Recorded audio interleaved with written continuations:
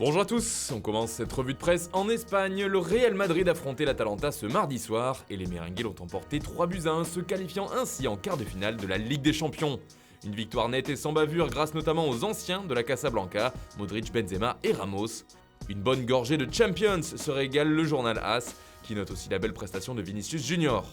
Même son de cloche en couverture de Marca ce mercredi, les hommes de Zinedine Zidane ont faim de Champions, d'après le quotidien ibérique, et ils ont livré un match très sérieux.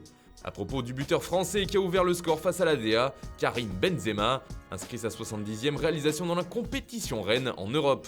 Comme le rapporte le Parisien, il n'en est plus qu'à une unité de Raoul qui en est à 71 et deux de Lewandowski qui en est lui à 72. Les deux premiers restent intouchables en revanche puisque Messi en est à 120 buts et CR7 à 134. On part maintenant en Italie où la rencontre fait également les gros titres ce mercredi. C'est le cas avec le Corriere dello Sport qui titre « Restons à la maison ». Pour le journal transalpin, le duel aller-retour est sans appel, le Real est trop fort. Cependant, le média nous livre les regrets de Gianpiero Gasperini, l'entraîneur de l'Atalanta, qui reste lui sur sa faim. On pouvait faire plus, a-t-il affirmé. Cette élimination fait aussi parler en couverture de Tuttosport qui parle ici de DS trahi. Pour le quotidien, la défaite est notamment due à de grosses erreurs de Sportiello et Ilicic. Enfin, la nouvelle étant une de la Gazzetta dello Sport qui a vu un Real sans pitié et une Atalanta qui s'est manquée. A noter que la Lazio affronte ce soir le Bayern Munich. C'est un rêve impossible pour le journal au papier rose. Ce dernier nous apprend également que la Juve regarde vers l'avenir en ciblant déjà 3 joueurs. Robin Gosens de l'Atalanta justement, Manuel Locatelli de Sassuolo et d'Arkadiusz Milik qui évolue désormais à Marseille. De la Ligue des Champions, il y en avait aussi en Angleterre avec Manchester City qui a facilement dominé le Borussia Mönchengladbach 2-0.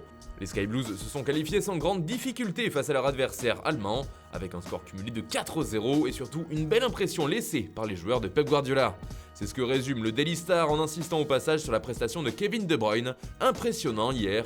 The Guardian est du même avis et évoque une croisière bleue pour faire référence aux Citizens. Pareil pour The Sun, mais le tabloïd rapporte également des déclarations de Thomas Tuchel, entraîneur de Chelsea, qui a directement visé ses attaquants. Le technicien allemand a pointé du doigt le manque de réalisme de ses buteurs qui peinent à trouver le chemin des filets. Et justement, une recrue visée par les Blues et qui ferait sans doute beaucoup de bien à leur attaque fait la couverture du Daily Express. Il s'agit d'Erling Haaland qui attire l'Europe entière, mais selon le quotidien, le président de Chelsea, Roman Abramovich, en aurait fait son objectif numéro 1 pour cet été. Le Russe est prêt à en faire sa mission personnelle pour le prochain mercato, peut-on lire en une du journal.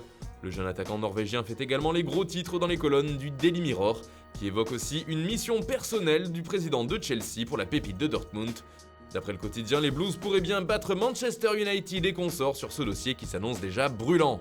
On continue avec Lionel Messi qui n'en finit plus d'affoler les compteurs et les records. Ce mercredi, Mundo Deportivo nous rappelle à quel point la Pulga est déjà entrée dans l'histoire du Barça et du football en général. Il a donc égalé Xavi en nombre de matchs joués avec les Blaugrana. Les deux compères en sont à 767 rencontres sous le maillot catalan. Mais Messi est désormais seul en tête en ce qui concerne les minutes jouées avec 62 375 et il est aussi celui qui a marqué le plus de buts sous les couleurs du FC Barcelone avec 661 unités pour l'instant, des chiffres qui donnent le tournis.